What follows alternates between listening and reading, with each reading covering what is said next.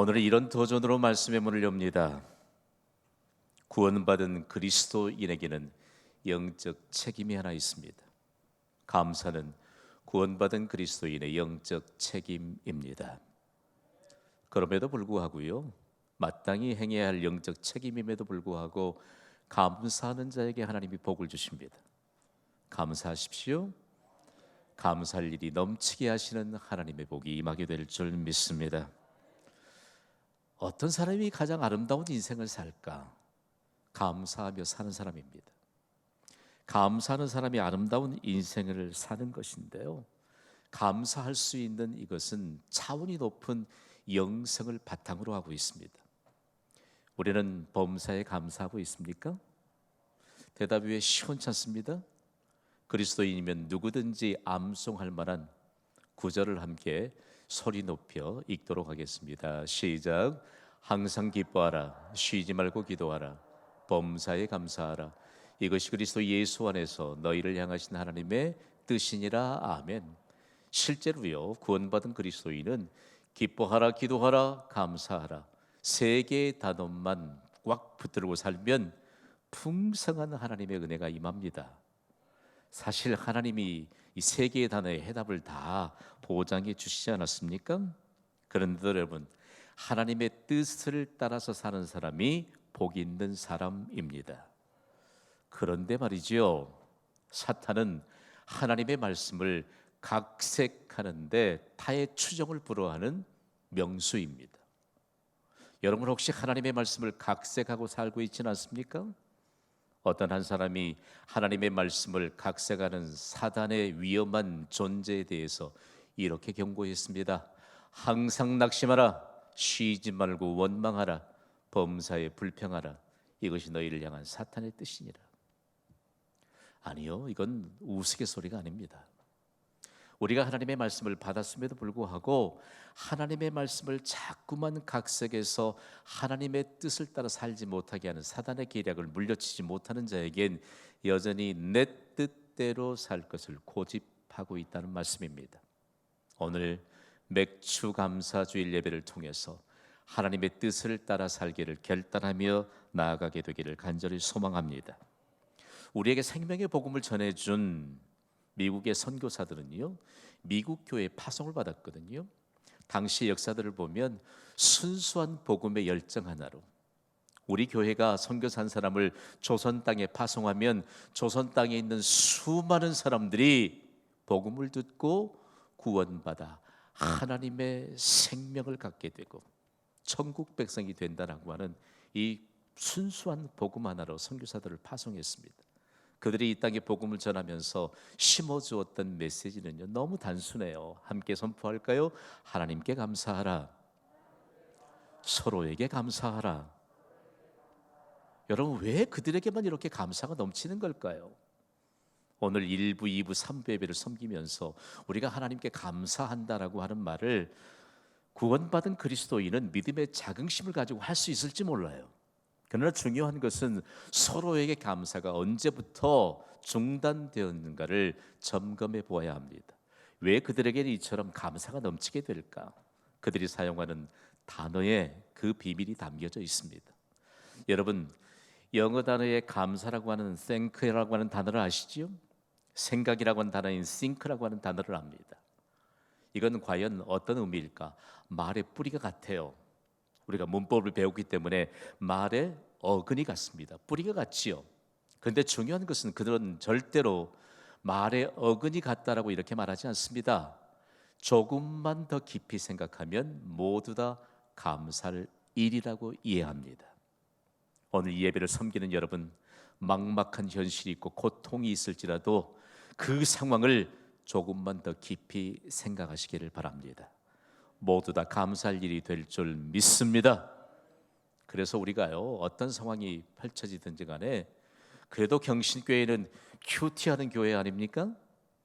큐티라고 하는 것은 하나님의 말씀을 깊이 묵상하고 그리고 기도하면서 나에게 적용할 때 조금만 더 깊이 생각하면 모두 다 감사할 일이라고 하는 결론을 가지고 우리가 삶의 현장으로 파송을 받잖아요.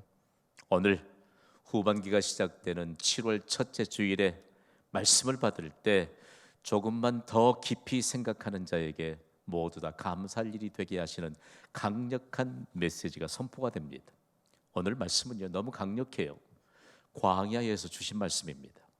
이스라엘 백성들이 애굽 땅에서 430년 동안 애굽의 노예가 되어 살았습니다. 성경이 기록할 때요, 노예, 종이라고 하는 단어가 여러분의 눈에 빨려 들어오면 노예와 종들은 신반을 실을 권리가 없었던 존재였습니다. 얼마나 비참해요, 여러분.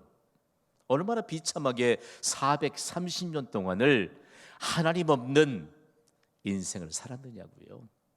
그러나 하나님은 그들을 긍휼히 여겨주셔서 하나님 없는 세상인 애굽 땅에서 그들을 출애굽시키셔서 광야로 인도해 주셨습니다. 근데 그 광야는 아무리 땅을 헤집고 씨앗을 심고 물을 준다 할지라도 싹이 틔워지지 않는 그런 땅입니다. 곡식을 거둘 수가 없는 것이죠. 여러분, 먹을 것이 없어서 이스라엘 백성들이 굶어서 그곳에 죽었나요? 아니죠. 하나님이 정말 종합 영양식인 만나를 매일 이른 아침 공급해 주셔서 누가 먹어도 건강에 이로운 음식, 누가 먹어도 다이어트할 필요가 없는 음식, 그러면서 그 종합 영양식인 만나를 40년 동안 하나님의 백성들로 하여금 먹고 하나님의 뜻을 따라서 살도록 훈련의 과정을 거치셨다는 말씀입니다. 이때 주신 말씀이 바로 맥추절을 지키라는 말씀이에요. 아니, 곡식도 거둘 수 없는 그들이 보리 이삭을 거둔다라고 하는 것은 꿈같은 하나님의 말씀이지요.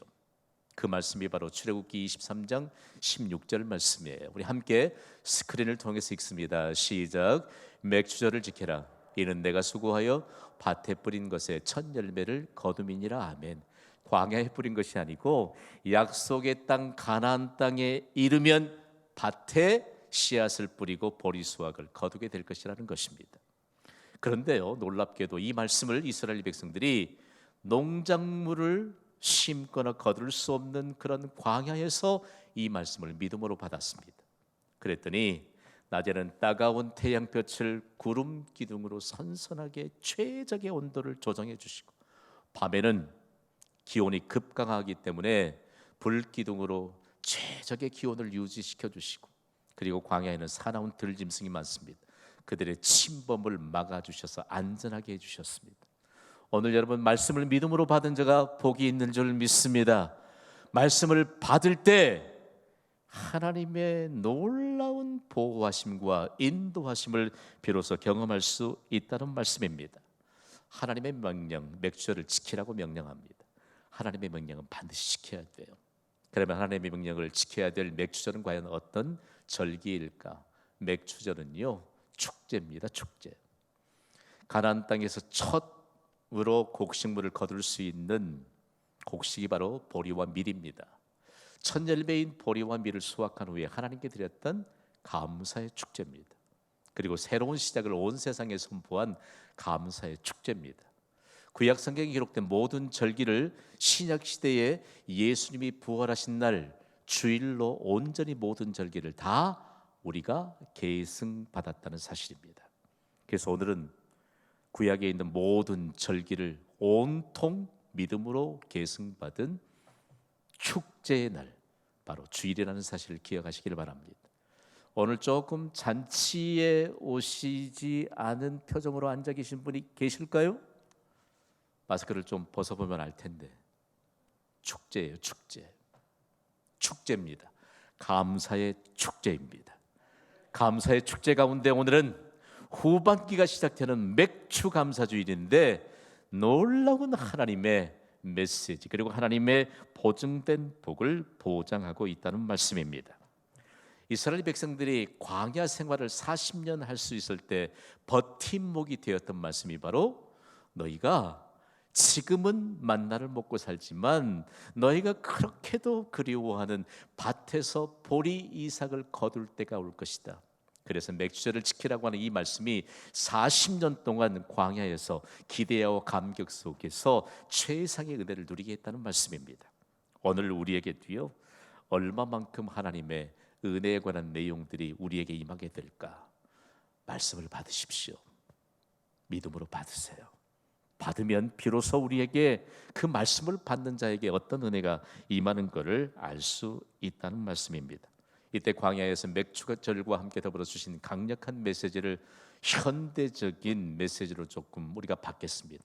힘차게 선포하시죠. 새로운 도전. 여러분, 위험합니다. 어떤 분은요, 하나님이 명령하시면 하나님의 명령을 따라 사는 게 너무 위험하대요. 그러니까 하나님의 명령을 따라 사는 것을 순종이라고 하는데, 하나님의 백성들이 하나님의 명령을 따라 살면 위험한 순종이라고 해석해도 아무런 무리가 없어요. 그러나 결코 위험하지 않습니다. 새로운 도전은 과연 어떤 의미일까? 내 뜻을 내려놓고 하나님의 뜻을 펼치는 것입니다. 여러분이 예수님 믿고 구원받았더니 여러분의 뜻을 내려놓으라고 하나님이 말씀하잖아요. 그리고 하나님의 뜻을 펼치라고 하나님이 말씀합니다. 이것이 바로 하나님의 명령입니다.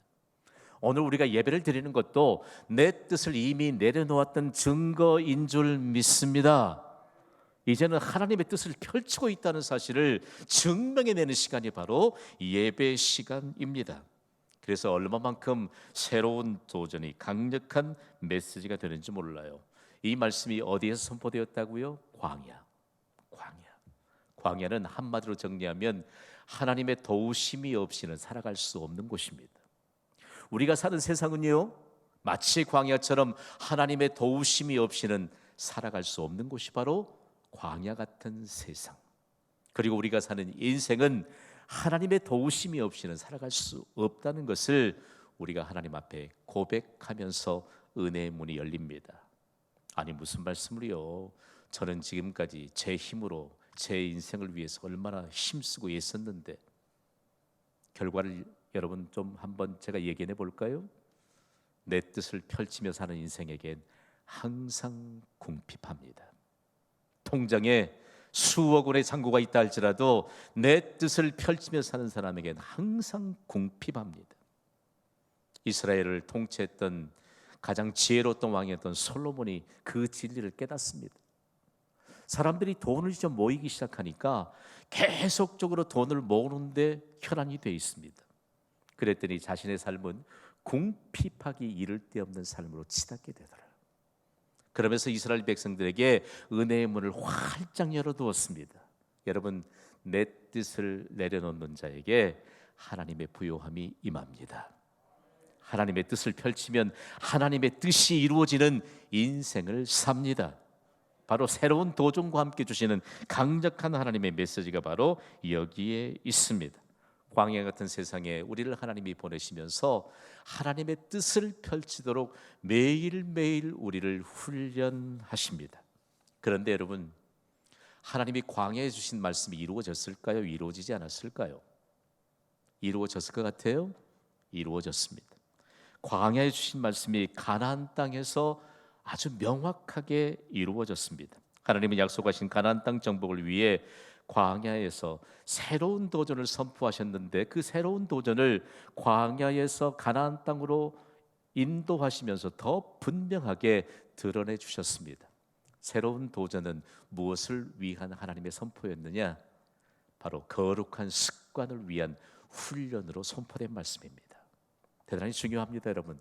40년 동안 거룩한 습관, 하나님의 뜻을 따라서 살도록 하나님께서 훈련시키셨는데, 가나안 땅에 들어가면 이제 하나님의 약속의 말씀이 그대로 이루어지잖아요.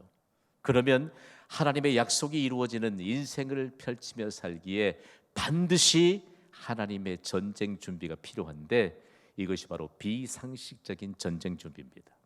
우리 경신교회 성도들은 그래도 말씀을 붙잡고 사는 큐티하는 성도들 아닙니까? 가나안 땅은 그냥 들어가면 되는 것이 아니고 거기에서 믿음으로 가나안을 정복하기 위한 정복 전쟁을 해야 합니다. 그런데 믿음으로 가나안 정복을 전쟁하기 위해서 반드시 전쟁 준비를 했는데, 인간의 상식을 뛰어넘은 비상식적인 전쟁 준비였습니다. 그것이 바로 길갈이라고 하는 곳에 도착했을 때 모든 이스라엘 남자들에게 할례를 행하게 하는 비상식적인 준비였습니다. 여러분, 할례가 뭡니까? 남자 생식기의 포피를 잘라내는 것을 말합니다. 남자 생식기의 포피를 잘라내면요, 며칠 동안은 꼼짝도 못한 채 드러누워 있어야 돼요. 가나안에 들어갔는데 이미 가나안에는 가나안을 대표하는 7족속이 무시무시한 눈으로 그들을 지켜보고 있습니다. 그들은 전쟁 준비도 잘 된 사람들입니다. 하나님 없이 사는 사람들이기 때문에 물불을 가리지 않습니다. 못할 일이 없는 존재들입니다. 그럼에도 불구하고 할례를 행하고 꼼짝도 하지 않고 있는 이스라엘 백성들을 그들은 감히 공격해 오지 못합니다. 하나님이 주의 천사를 동원시키셔서 둘러 진치고 보호해 주시는 놀라운 그 영광스러운 현장에 그들은 감히 공격에 대한 생각조차도 하지 못합니다. 할례 어떤 것이기에요? 하나님과 이스라엘과의 언약 관계를 확인하는 예식입니다. 하나님과의 언약 관계에 있는 이스라엘 백성. 오늘 이 예배가요, 하나님과의 언약 관계에 있는 하나님의 백성들을 하나님이 확인하시면서 우리를 전반기에도 지켜주셨으니 후반기에도 지켜주시고 보호해 주실 뿐만 아니라 모든 것 공급해 주시는 은혜의 문을 열어주실 줄 믿습니다. 그래서 하나님과의 언약의 관계를 확인할 수 있는 예배, 너무너무 중요하죠. 그리고 할례는요, 가나안 땅에서 새로운 시작에 참여하기 위한 준비였습니다. 새로운 도전에 관한 강력한 메시지를 주시더니 이제는 가나안 땅에서 새로운 시작에 참여할 수 있는 하나님의 백성으로 준비시켜 주셨다는 말씀입니다. 중요한 것은 여기에서요, 놀랍도록 하나님이 할례를 행하신 그곳에서 하나님이 정말 이스라엘 백성들에게 가슴을 뛰게 하고 비로소 하나님의 영광으로 충만하게 되는 놀라운 현장 하나를 소개하고 있습니다. 오늘 본문의 여호수아 5장 9절 말씀입니다. 함께 읽어보시죠. 시작. 여호와께서 여호수아에게 이르시되 내가 오늘 애굽의 수치를 너희에게서 떠나가게 하였다 하셨으므로 그곳 이름을 오늘까지 길갈이라 하느니라. 아멘. 할례를 행하고 하나님과의 언약적인 관계를 확인하신 하나님께서 애굽의 수치를 떠나가게 하셨다. 그리고 그 땅의 이름을 길갈이라고 했습니다. 길갈이라고 하는 이 히브리 단어 하나가 굴러가다는 뜻입니다.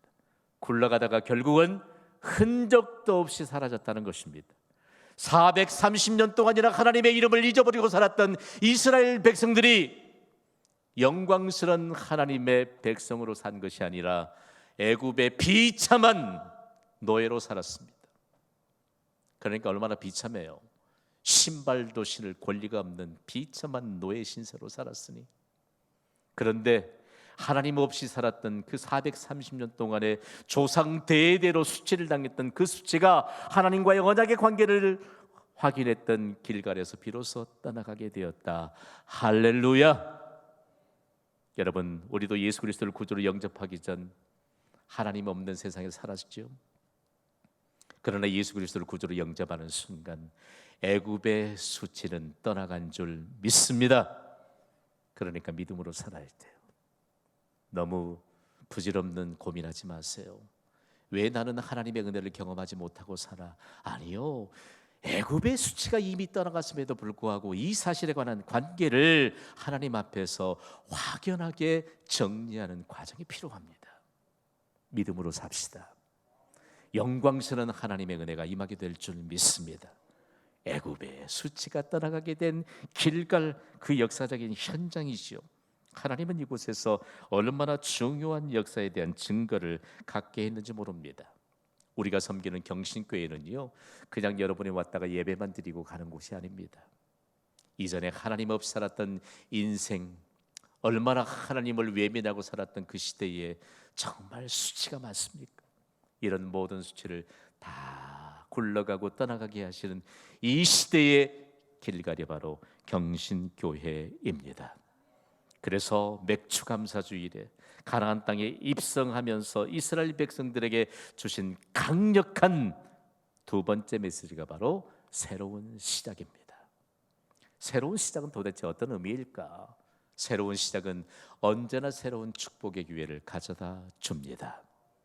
오늘 이 예배에요, 우리가 깜빡했던 새로운 시작과 관련된 새로운 축복의 기회가 이미 우리에게 임하게 된 줄 믿습니다.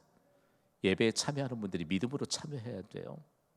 지난 한 주간 동안 여러분 얼마나 수고가 많으셨어요. 자존심의 옷도 너무너무 많이 벗겨졌고 눈물겨인 삶의 현장도 있었는데 거기에 붙들리지 마세요. 우리는 이미 새로운 시작 선상에 있는 줄 믿습니다.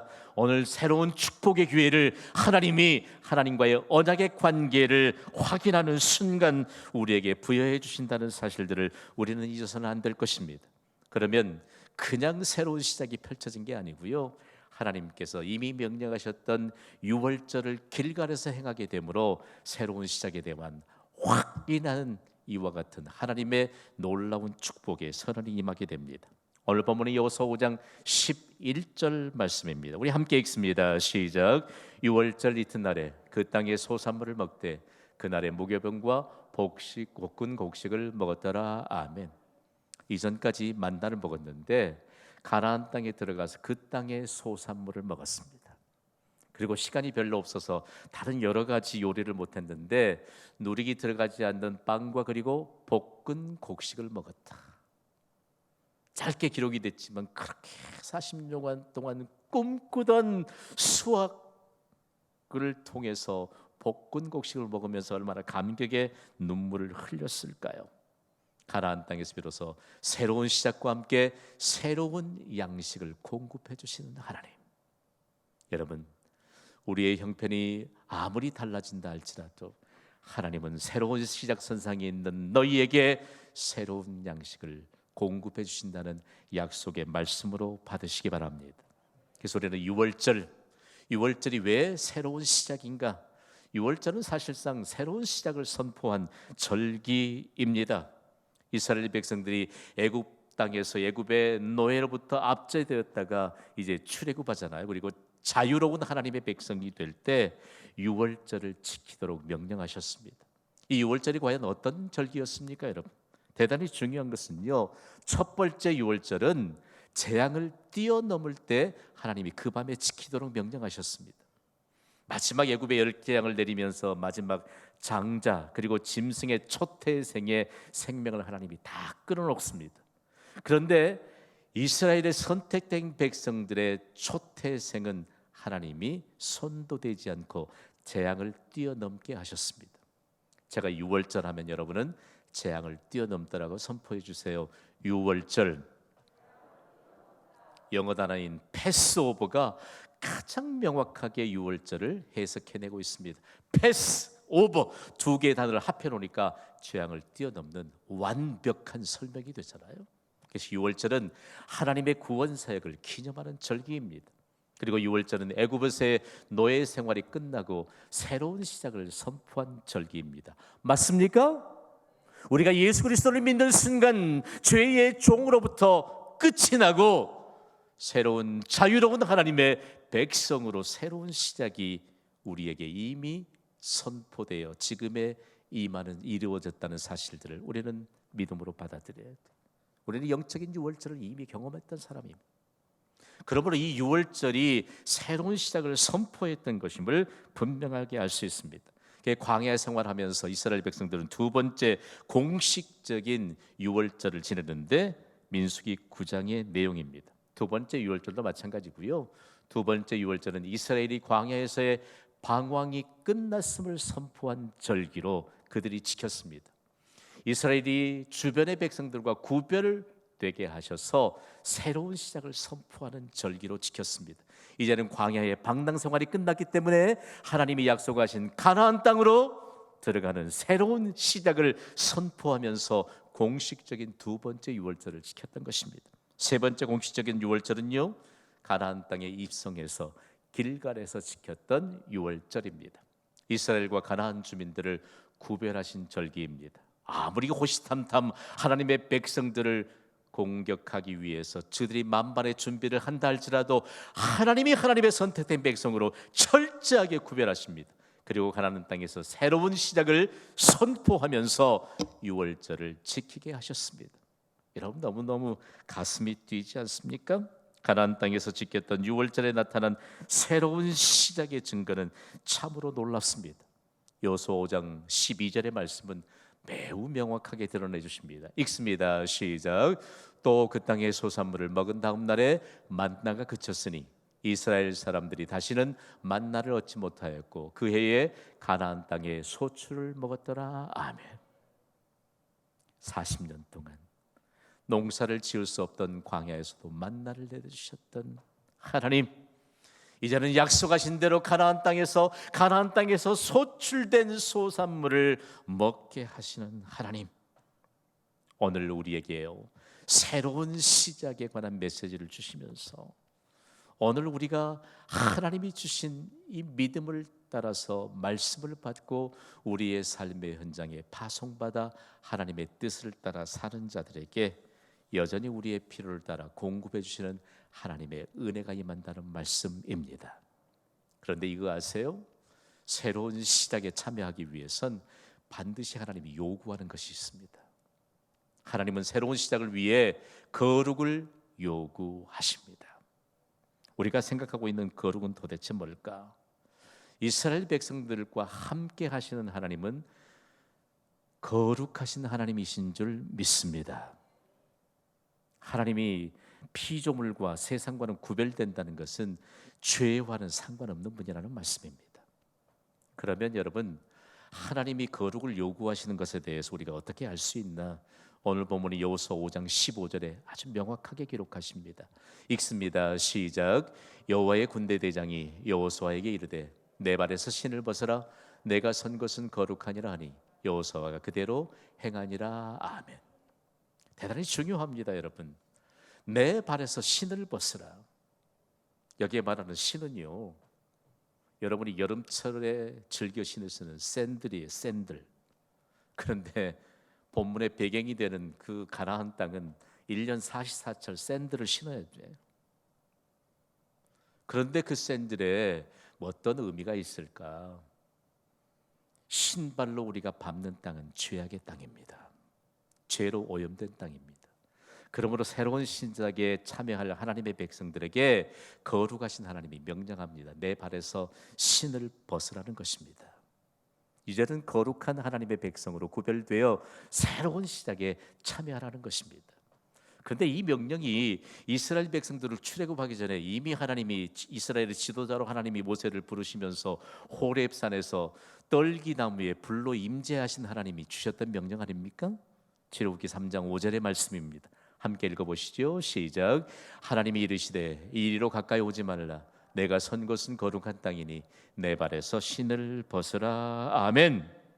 새로운 시작을 위해 하나님이 요구하시는 것은 거룩입니다. 거룩을 잘 이해합시다. 적어도 경신교회 성도님들은 거룩이 뭐지요? 그러면 머리 긁어서는 안 돼요. 거룩의 문자적인 의미가 대단히 중요합니다. 거룩을 의미하는 히브리 원문인, 구약의 원문인 히브리어는 카도시라고 하는 단어로 기록하고 있거든요. 두 개의 단어를 포함하고 있는데 두 개의 의미가 아닙니다. 하나는 구별되다, 영어 단어로 separate, 두 번째로는 잘라내다, cut이라고 하는 단어를 쓰는데 두 개 따로따로 동떨어진 단어를 포함시켜서 하나의 메시지를 주시는 것이 거룩입니다. 하나님의 백성으로 구별되기 위해서는 불순종의 요소를 잘라내야 합니다. 오늘 여러분을 도전합니다. 우리가 거룩하신 하나님의 백성으로 구별되기를 원하십니까? 그러면 우리에게 있는 불순종의 요소를 잘라내야만 합니다.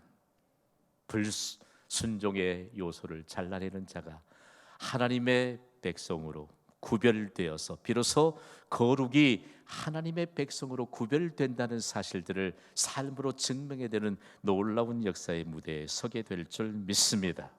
그래서 교회는요, 표지를 가져야 돼요. 교회는 새로운 도전, 새로운 시작의 모범으로 세상에 증명할 수 있어야 합니다. 여러분에게 묻습니다. 경신교회는 새로운 도전, 새로운 시작의 모범으로 증명되고 있습니까? 누구를 통해서요? 나를 통해서. 광야에서 주신 말씀이 가나안 땅에서 이루어졌잖아요. 그러면 새로운 도전, 새로운 시작에 대한 두 개의 메시지로 복음이 전해지는 곳곳마다 교회를 통해서 새로운 도전, 새로운 시작에 대한 이 말씀이 증명이 되고 있습니다. 그런데 뚜렷하게 증명된 교회 하나를 소개하려고 합니다. 제가 여러분에게 가끔씩 빈번하게 말씀드리는 청교도들, 영국에서 순수한 신학을 간직했던 청교도들은 과연 어떤 사람이지요?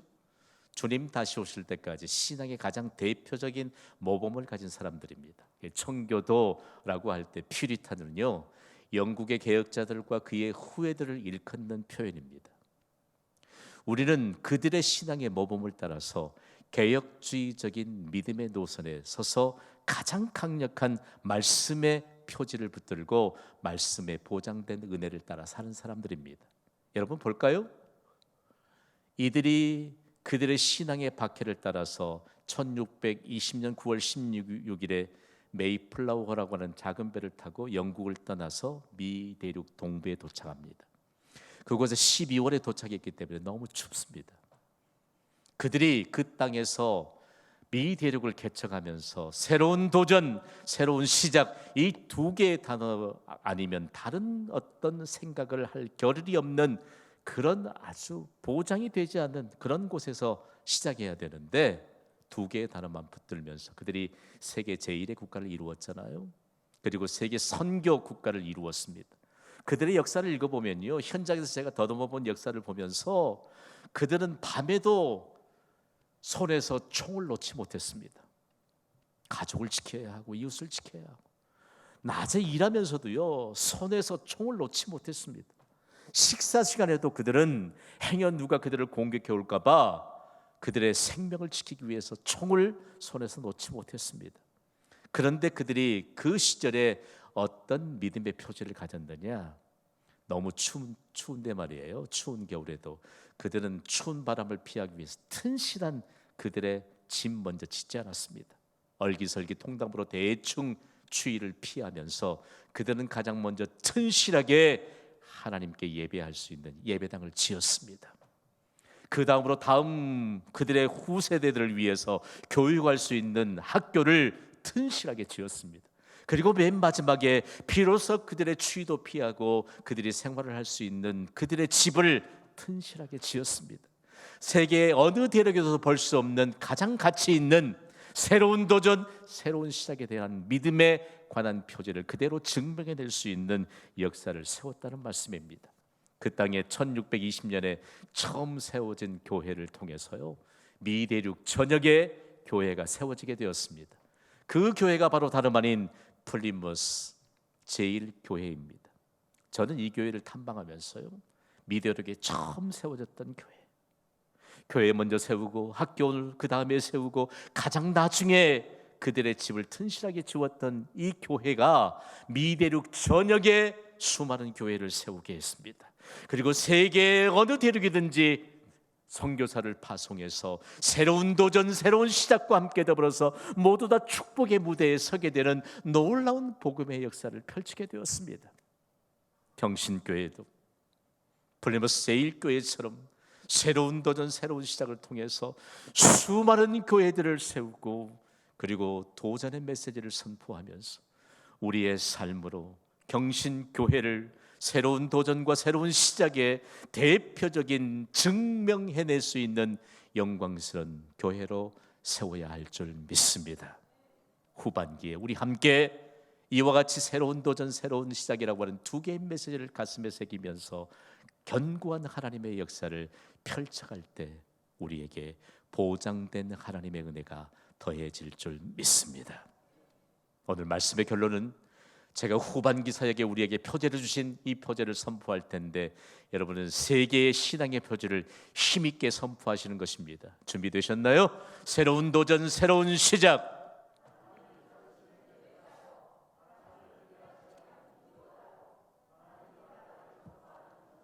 아멘. 세 분이 안 하신 것 같아요. 다시 해요. 새로운 도전, 새로운 시작. 하나님이 찾으시는 예배자로, 하나님을 일하시게 하는 기도자로, 하나님 나라를 전파하는 전도자로. 아멘. 우리에게 주신 해답이에요. 하나님이 찾으시는 예배자로 삽시다. 하나님을 일하시게 하는 기도자로 삽시다. 하나님 나라를 전파하는 전도자로 삽시다. 우리 모두 새로운 시작의 무대에서 새로운 축복의 기회를 붙잡게 하시는 역사의 주역들이 될 줄 믿습니다. 이 믿음의 증거가 후반기사에게 우리 모두에게 임하게 되기를 주님의 이름으로 축원합니다. 기도합시다.